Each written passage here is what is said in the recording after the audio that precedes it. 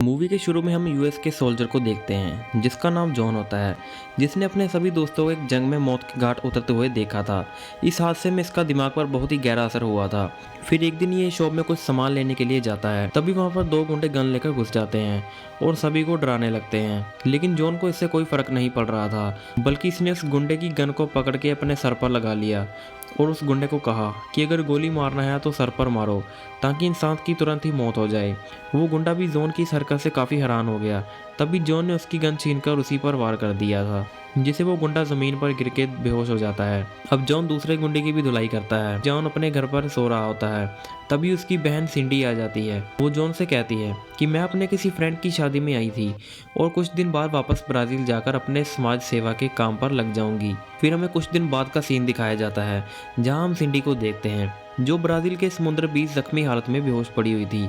जब जॉन को इस बात का पता चलता है तो वो अपनी बहन को देखने के लिए फ़ौरन ब्राज़ील के लिए रवाना हो जाता है। उधर ब्राज़ील में सेंटो नाम के एक पुलिस वाले ने अपने साथी बोरो के साथ मिलकर फवेला नाम के एक एरिया में रेड मारी थी और कई लोगों को गैर कानूनी हथियार रखने के जुर्म में गिरफ्तार किया जाता है। तभी वहाँ पर एक लेडी पुलिस ऑफिसर आ जाती है जिसका नाम कैटरीना है। वो सेंटो को इन लोगों को अरेस्ट करने से मना करता है क्योंकि इस एरिया में कैटरीना की ड्यूटी थी। लेकिन सेंटो कैटरीना की बात नहीं सुनता है और उसे चुप रहने के लिए कहता है। तभी वहाँ पर मौजूद एक लड़के ने सेंटो को पत्थर मार दिया था। इससे सेंटो को खतरनाक गुस्सा आ जाता है। अपनी गन निकालकर उस लड़के पर अपना ताना बना लेती है। ये देखकर वो सभी लड़के ने अपनी गन निकालकर सेंटो पर तान दी थी। इससे सेंटो डर जाती है। उसने अपने हाथ खड़े कर दिए थे। अब ये सेंटो उन लड़कों को चैलेंज करता है कि अगर तुम में हिम्मत है तो मेरे आदमी से फाइट करो, और तुम जीत गए और मेरा आदमी हार गया तो कभी इस एरिया में कदम नहीं रखूँगा। असल में फवेला के ये सभी लड़के गैंगस्टर थे। वो सेंटो के इस चैलेंज को एक्सेप्ट कर लेते हैं। तभी सेंटो अपने दोस्त बोरो को फाइट को करने के लिए कहता है और इससे फाइट करने के लिए वही लड़का आता है जिसने सेंटो को पत्थर मारा था। बोरो मार्शल आर्ट में माहिर था, इसलिए वो लड़के पर भारी पड़ रहा था। थोड़ी देर में बोरो उस लड़के को पछाड़ देता है और फाइट जीत जाता है। सेंटो जाते हुए इन लड़कों को धमकी देता है कि मैं बहुत जल्द वापस आऊँगा। उधर जॉन भी ब्राज़ील पहुँच चुका था, जिसे लेने के लिए पुलिस ऑफिसर आता है जिसका नाम रिडल है। यहाँ से जॉन सीधा हॉस्पिटल जाता है और अपनी बहन सिंडी को देखता है जो बहुत सीरियस हालत में थी। सिंडी के जख्मों को देखकर जॉन की आंखों के सामने वाले सीन घूमने लगते हैं। तभी यहाँ पर सेंटो आ जाता है जो इस केस की छानबीन कर रहा है। यहाँ पर जॉन इसको सेंटो से मिलवाता है और जॉन से कहता है कि सेंटो इस बारे में बहुत जल्द पता लगा लेगा।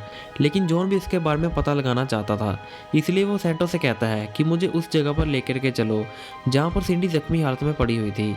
अब सेंटो जॉन को लेकर लोकेशन पर लेकर आ जाता है। बस जॉन की मुलाकात कैटरीना से होती है। तभी जॉन कैटरीना की गन निकालकर कार पर गोलियां चला देता है। असल में जॉन को उस कार में एक बम की आवाज़ सुनाई देती है जिसे उसे ब्लास्ट होने से पहले ही ख़त्म कर दिया। जॉन को ऐसा करते हुए देखकर सेंटो समझ गया कि वह बहुत ही खतरनाक आदमी लगता है, इसलिए वो कैटरीना को जॉन पर नज़र रखने के लिए कहता है। कैटरीना जॉन को फवेला में लेकर आती है और यहाँ के स्कूल और हॉस्पिटल दिखाती है और कहती है कि ये सब गैर कानूनी पैसे से चल रहे हैं। फिर जॉन ऐसे ही घूमते हुए उसी बीच पहुँच जाता है जहाँ पर सिंडी जख्मी हालत में पड़ी हुई थी।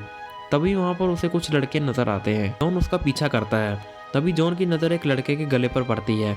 उसने वही तबीज़ पहन रखा था जो सिंडी के गले में था और उस लड़के का नाम कूका था। जॉन उसे उस तबीज़ के बारे में पूछता है, लेकिन वो लड़का जॉन की लैंग्वेज नहीं समझ पा रहा था। तभी अचानक से उन लड़कों ने जॉन पर हमला कर दिया था, लेकिन ये लड़के नहीं जानते थे कि जॉन कितना खतरनाक आदमी है। अब जॉन उनको मारना शुरू करता है। तभी कूका एक चाकू निकालकर जॉन पर वार करता है। जॉन उस चाकू को छीनकर कूका को ही दबोच लेता है। वहाँ पर कैटरीना आ जाती है और इन पर गन पॉइंट कर देती है और जॉन को उस चाकू को फेंकने के लिए कहती है। तब जॉन उस चाकू को फेंक देता है और कैटरीना से उस लड़के के गले में पहने हुए तबीज़ के बारे में कहता है। तब कैटरीना उस लड़के से उस तबीज़ के बारे में पूछती है। तब वो लड़का सिंडी के बारे में बताता है कि वो मेरी फ्रेंड है और यह तबीज़ सिंडी ने मेरी बहन को दिया था जिसका कोई पता नहीं है। इसे यह बात समझ में आ जाती है कि सिंडी पर हमला करने वालों ने कूका की ही बहन को किडनैप कर लिया होगा। फिर कूका जॉन को एक डायरी लाकर देता है। जब जॉन उस डायरी में कार्बन कॉपी से पता लगाने की कोशिश करता है, वो उस फोटोग्राफर के पास पहुंच जाता है और उसे सिंडी के बारे में पूछता है। तब वो फोटोग्राफर जॉन से कहता है कि सिंडी इंसानों की तरक्की करने वाले गिरोह के केस की छानबीन कर रही थी। जॉन उसे सिंडी पर हुए हमले की फ़ोटो मांगता है, लेकिन वो जॉन को वो फ़ोटो देने से मना कर देता है। तब जॉन उसे गले मिलता है और उसकी जेब में से पेन ड्राइव निकाल लेता है। उधर वो फोटोग्राफर भी अपनी कार में जाकर के जैसे ही बैठता है, उस कार में ज़बरदस्त धमाका हो जाता है और उसके चीथड़े उड़ जाते हैं। वहाँ पर एक गाड़ी में कुछ गुंडे आते हैं और गोलियां चलाना शुरू कर देते हैं। जॉन किसी तरह से अपने आप को बचाकर एक गुंडे से गन छीन लेता है और उन पर गोलियां चलाना शुरू कर देता है और उस पेन ड्राइव की सारी फोटोज़ को देखता है। तभी इन्हें एक फ़ोटो में सिंडी के साथ एक आदमी नज़र आता है और इनके पास एक गाड़ी भी खड़ी थी। गाड़ी के शीशे में इन्हें एक बार नज़र आता है। जॉन समझ आता है कि ये आदमी इसी बार में मिलेगा। फिर रात को जॉन उस बार में पहुंचता है तो उसे वो आदमी की नज़र आ जाता है। इस आदमी का नाम लीमा है। जॉन उसका पीछा करना शुरू करता है। वो आदमी जब बाथरूम में जाता है तो जॉन भी उसके पीछे चला जाता है। तभी उस आदमी का बॉडीगार्ड जॉन को रोक देता है। जॉन अपने 2.5 किलो के हाथ से एक पंच मारता है और वो बॉडीगार्ड वहीं पर बेहोश हो जाता है। बाथरूम में जाकर वो लीमा की भी धुलाई करता है और उसे सिंडी का फोटो दिखाकर उसके बारे में पूछता है, लेकिन वो जॉन को कुछ नहीं बताता है। अब जॉन उसकी वापस धुलाई करना शुरू कर देता है और उसका मुंह पकड़ के सिंक में डाल देता है। यह बताता है कि तुम्हारी बहन को किसी ने मेरे बारे में गलत इन्फॉर्मेशन दे दी थी।